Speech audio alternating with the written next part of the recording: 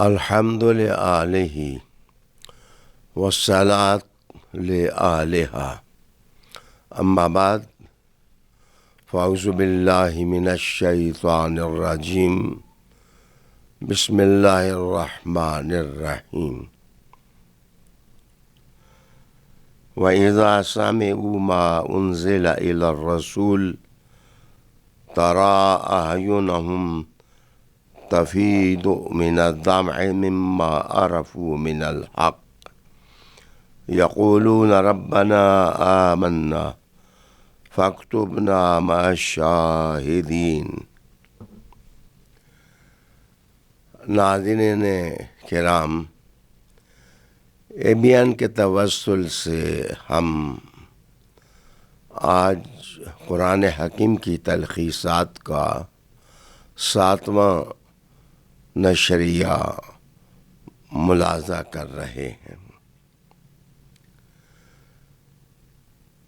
اس پارہ کے اندر سورہ مائدہ کی 38 آیات ہیں۔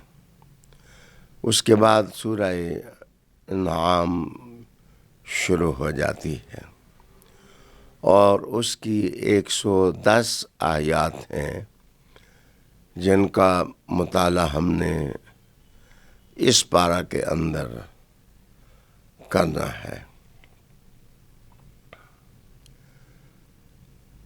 اگر آپ دیکھیں تو ایک سورت کا آخر ہے اور دوسری سورت شروع ہو رہی ہے۔ میں محسوس کرتا ہوں کہ دونوں صورتوں کا ماحول معلمانہ ہے، ایسے جیسے بنیادی چیزیں ہیں جو قاری قرآن کو سکھائی جا رہی ہیں۔ خصوصاً قاری قرآن سے میری درخواست ہے کہ اس پارے کا آغاز اور اس پارے کا اختتام نچوڑ ہے اسلامی تعلیمات کا۔ سورہ مائدہ کی جو آیت ہم نے تلاوت کی ہے اس کا پیغام تو یہ ہے، جب انہوں نے سنا وہ کلام جو نازل ہوا رسول معظم صلی اللہ علیہ وسلم کے قلب منیر پر، تو آپ دیکھ رہے تھے کہ ان کی آنکھیں فرط محبت سے ڈبڈبا گئیں اور ان کے آنسوؤں کا پیمانہ چھلک گیا۔ مما عرفوا من الحق، اس کی وجہ یہ تھی کہ وہ حق کو پہچان گئے۔ پھر وہ کہنے لگے ربنا آمنا فاکتبنا مع الشاہدین، اے ہمارے پروردگار، ہم ایمان لے آئے، بس ہمیں گواہ گزاروں میں لکھ لیجئے گا۔ ناظرین، مکہ کا ماحول جب مسلمانوں کے لیے دباؤ والا ہو گیا، مشرکین سختی کرنے لگے اور اس وقت مسلمانوں کی تعداد بھی کم تھی، تحریک آزادی آسانی سے شروع نہیں ہو سکتی تھی،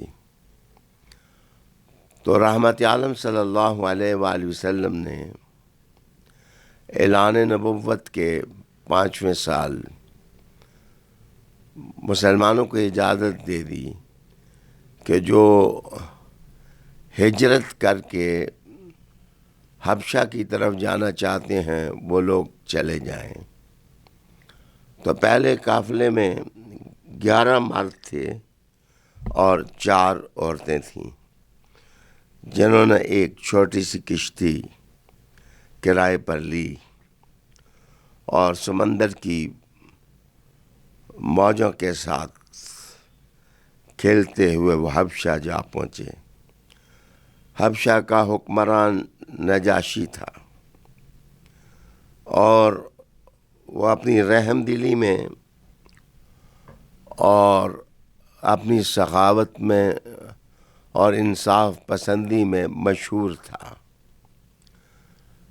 جس وقت ان کی آسان زندگی کا اندازہ پیچھے اہل مکہ کو ہوا تو حضرت جعفر رضی اللہ تعالی عنہ کی قیادت میں کچھ اور لوگ بھی حبشہ پہنچ گئے۔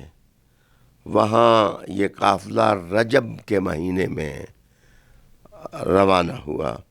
اب کل 82 مرد تھے اور کافی تعداد میں عورتیں تھیں جو وہاں پہنچ گئیں۔ اہل مشرکین اور اہل شرک بڑے ظرف کے لوگ نہیں تھے۔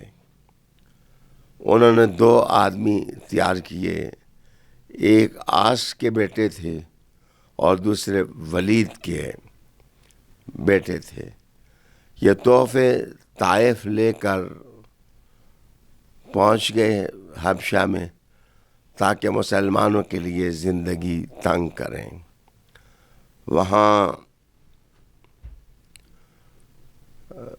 حبشہ کے حکمران نے بلایا دونوں فریقوں کو، تو حضرت جعفر رضی اللہ تعالیٰ نے پوچھو کہ ان سے پوچھئے کیا ہم نے ان کا کوئی قرض دینا ہے؟ جی نہیں، قرض نہیں دینا۔ پھر آپ نے کہا کہ ان سے پوچھئے کوئی خون بہا ہمارے ذمہ ہے؟ کہا جی وہ بھی نہیں ہے۔ پھر آپ نے کہا ان سے پوچھئے کیا ہم ان کے غلام ہیں کہ بھاگ کر آئے ہیں؟ ان تمام سوالوں کا جواب عمرو بن العاص نے نہ کی صورت میں دیا۔ پھر کچھ باتیں دین کے متعلق نجاشی نے پوچھی تو حضرت جعفر کے طویل خطبے کا خلاصہ یہ تھا کہ جناب ہم لوگ بت پرست تھے، ہم جہالت کے اندھیروں میں رہتے تھے، ہم حرام گوشت کھاتے تھے، قتل ہماری خون میں تھا، ہر دنیا کی گندگی ہمارے اندر تھی، تاکہ اللہ نے اپنا رسول مبعوث کیا اور ان کی آمد سے ہم بہیمیت کے ماحول سے نکل کر کے ایک اتنے شفاف ماحول میں داخل ہو گئے کہ ہماری جان بھی چلی جائے تو اب ہم وہ دین چھوڑنے کے لیے تیار نہیں۔ دراصل جب خیبر فتح ہوا تو اس موقع پر حضرت جابر واپس آ رہے تھے، تو رسول کریم علیہ السلام نے ارشاد فرمایا تھا کہ مجھے سمجھ نہیں آ رہی کہ خیبر کی فتح کی مجھے خوشی زیادہ ہے یا جعفر کی واپسی کی خوشی مجھے زیادہ ہے۔ ان کے ساتھ 8 لوگ تھے عیسائی، وہ مسلمان ہوئے، اور جب وہ مسلمان ہوئے تو سورہ مریم رسول کریم علیہ السلام نے ان کو سنائی تو ان کی آنکھوں میں آنسو آ گئے۔ ان کے درد اور ان کے محبت اور ان کی الفت کا منظر قرآن مجید نے 7ویں پارے کے آغاز میں بیان کیا۔ یہ سننے کے بعد جیسے کہ میں نے عرض کیا کہ دونوں صورتوں کا ماحول معلمانہ ہے، میں یہ سمجھ سکتا ہوں کہ عرب لوگ جانوروں کے اندر زندگی گزارتے تھے۔ قرآن مجید نے بالعموم اور ان 2 صورتوں نے انہیں حیوانیت کے ماحول سے نکال کر انسانی ماحول نصیب کیا، روحانی ماحول نصیب کیا اور الفت کا ماحول نصیب کیا۔ عالی وقار ناظرین، قدم قدم پر، گام گام، لفظ لفظ پر قسمیں اٹھانا یہ مشرکین کا کام تھا۔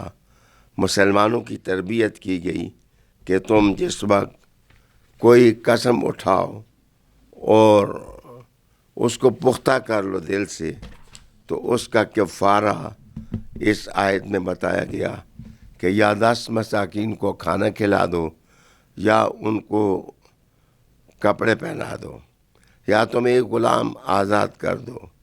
اگر یہ نہیں پاتے تو 3 دن کے روزے رکھ دو۔ یہ مسائل بیان ہوئے۔ پھر کچھ گندگیوں کا تعین ہوا۔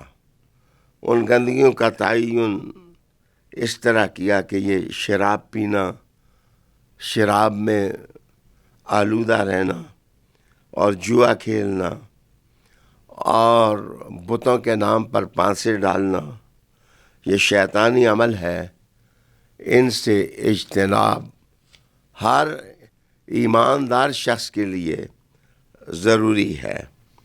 پھر شیطانی حرکات کا ایک منظر قرآن مجید نے پیش کیا کہ شیطان تمہارے درمیان عداوت کی آگ بھڑکانا چاہتا ہے، بغض تمہارے اندر پیدا کرنا چاہتا ہے، اور اس کے وسائل اس نے رکھے ہیں شراب پینا اور جوا کھیلنا۔ شیطان تمہیں اللہ کے ذکر سے روکتا ہے اور نماز پڑھنے کی راہ میں وہ رکاوٹیں ڈالتا ہے۔ آگے سوالیہ انداز میں کہا، کیا تم ان چیزوں سے باز آنے والے ہو؟ پھر اللہ اور اس کے رسول کی اطاعت کا حکم دیا گیا، احتیاط کی زندگی گزارنے کی بات کی گئی، تقویٰ کے محاسن قرآن مجید نے بیان کیے، شکار کے مسائل بیان ہوئے، حرم کے اندر شکار کی ممانعت کر دی گئی۔ پھر ایک خاص لفظ تعلیمی انداز میں بیان کیا گیا کہ کل لا یستوی الخبیث والطیب، گندا اور پاک کبھی برابر نہیں ہو سکتے۔ ولو اعجبک کثرت الخبیث، کیوں نہ تمہیں گندی چیزیں بہت زیادہ دل کو بہا جائیں۔ ڈرو اللہ سے اے عقل والو، اگر تم کامیابی کے راستے پر چلنا چاہتے ہو۔ سورہ مائدہ کے اندر قرآن مجید نے حضرت عیسیٰ علیہ السلام کے اوصاف بھی بیان کی گئیں، اور ان کے تعلیمات کا ذکر ہوا، ان کے معجزات کا ذکر ہوا، ان کی اپنی زبان سے وہ بہت بھلا لگا۔ قرآن مجید نے ان کی دعاؤں کا بھی ذکر کیا کہ اللہ ہمارے اوپر ایک مائدہ نازل کر۔ وہ نعمتوں کی طرف اشارہ تھا، اور اس کو ہمارے لیے عید بنا دے۔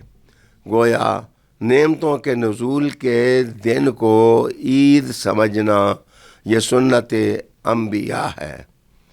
اگر یہ جملہ فالتو نہ سمجھا جائے تو دنیا میں نعمت کبریٰ تو حضرت محمد صلی اللہ علیہ وسلم کی ذات ہے۔ جس دن وہ تشریف لائے، کیوں نہ اس کو بحیثیت عید منایا جائے۔ عالی وقار ناظرین، اس کے بعد سورہ انعام شروع ہوتی ہے، اور اس کا آغاز الحمدللہ سے ہوتا ہے۔ اور اگر آپ کو یاد ہے تو سورہ فاتحہ کی آیات بھی 7 ہیں، اور وہ بھی الحمدللہ سے شروع ہوتی ہے۔ اس کا معنی یہ ہے کہ یہ سورت سورہ فاتحہ ہی کا نقش ثانی ہے۔ وہ 7 مضامین جن کو سورہ فاتحہ نے بیان کیا، انہی کی تلقینات ہیں، انہی کی تشریحات ہیں، انہی کے مشمولات ہیں۔ جو آپ اس صورت میں ملاحظہ کریں گے، بنیادی طور پر 4 مضمون ہیں جن کو اس صورت نے اہمیت دی ہے: اللہ تعالیٰ کی توحید، کتابوں پر ایمان، انبیاء علیہ السلام کو تسلیم کرنا، اور معاد کا عقیدہ کہ ایک دن ہم نے اس دنیا سے رخصت ہو جانا ہے۔ ناظرین کرام، ایک اور بات آپ دیکھیں گے کہ وہ وجہ کیا ہے کہ میں نے اس صورت کے مضمون کو معلمانہ قرار دیا۔ واحد صورت ہے یہ، اس کو اچھی طرح یاد کر دیا جائے کہ جس میں رسول اللہ علیہ السلام کو 44 مرتبہ کہا گیا کل کل کل، اے محبوب آپ فرما دو، آپ فرما دو، آپ فرما دو۔ قرآن مجید کی کسی صورت میں یہ انداز دل ربائی آپ نہیں پائیں گے جس میں بار بار رسول اللہ علیہ السلام کو کہا گیا کہ آپ ان کو سمجھائیے۔ مضامین وہی ہیں کہ شرک نہ کیا جائے، اور ایک اس امتیاز کی طرف بھی اشارہ کر دوں کہ جیسے سورہ فاتحہ الحمدللہ سے شروع ہوتی ہے، یہ سورت بھی الحمدللہ سے شروع ہوتی ہے۔ 3 چیزوں کے معاملے میں لوگ شرک کا ارتکاب کرتے تھے، یا وہ اللہ کو خالق ہی نہیں سمجھتے تھے، یا وہ شریک و شبیہ قرار دیتے تھے اللہ تعالیٰ کی ذات کے ساتھ، اور یا تیسرا ان کا معاملہ یہ ہے کہ وہ اس کائنات کا مبدی اور بتوں کو جانتے تھے، اللہ کی ذات کو تصور نہیں کرتے تھے۔ آپ سورہ انعام میں دیکھیں گے کہ پہلے خلق السماوات والارض کہہ کر کے خالق اللہ کو قرار دیا گیا، اس کے بعد جعل الظلمات والنور، یہ دراصل کیفیات ہیں، اندھیرا ہونا اور روشنی ہونا، یہ دراصل کسی چیز کی ایجاد کی طرف اشارہ ہے۔ تو کہا رب کریم نے جتنی کیفیات دنیا میں رکھی ہیں، ستارے جگمگاتے ہیں، روشنی دیتے ہیں، رات آتی ہے سکون بانٹ کے چلی جاتی ہے، آبشاریں کودتی ہیں دلوں کو متاثر کرتی ہیں، سمندر ماں جزن ہوتے ہیں ان میں آبی سفینے چلتے ہیں، دریا رواں ہوتے ہیں، آب پاشی کا نظام جو ہے وہ اس سے وضع ہوتا ہے۔ یہ کیفیات ساری بھی اللہ ہی کے ہاتھ میں ہے، اس لیے اس کا کوئی شریک نہیں ہے۔ پھر انسان کو مٹی سے پیدا کرنے کی طرف اشارہ کیا گیا کہ اللہ تعالیٰ نے انسان کو مٹی سے پیدا کیا۔ اس کا معنی یہ ہے کہ انسان کا خالق بھی اللہ ہے۔ اس کو زیب نہیں دیتا کہ یہ خالق کے بجائے کسی اور بت اور کسی اور صنم کو خدا کا شریک جانے۔ پھر توحید کے مضامین بیان کیے گئے، اور ایک خاص بات قرآن مجید نے کہی کہ وہ زندگی جو اللہ و لہب پر مشتمل ہو وہ زندگی بیکار ہے۔ گویا ایک قسم کی دعوت تھی سورہ انعام کے اندر کہ انسان لا و لہب کے ماحول سے نکلے۔ لا وہ ہوتا ہے جو بدن کو غیر مقصد کی طرف مبذول کر دے، اور لعب وہ ہوتا ہے جو دماغ کی قوتوں کو مقصد سے ہٹا دے۔ قرآن مجید نے کہا کہ اس کائنات میں زندگی گزارتے ہوئے تمہاری ذہنی طاقتیں، تمہاری بدنی طاقتیں اسی مقصد پر رہنی چاہیے جس مقصد کی طرف اللہ کے رسول تمہیں بلاتے رہے۔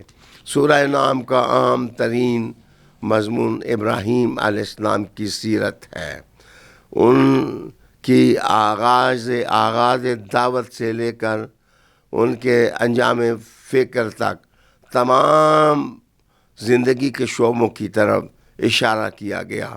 پھر ان کے کرم سے جو انبیاء کا قافلہ آیا اس پورے کارواں کا شہامت کے ساتھ ذکر کیا۔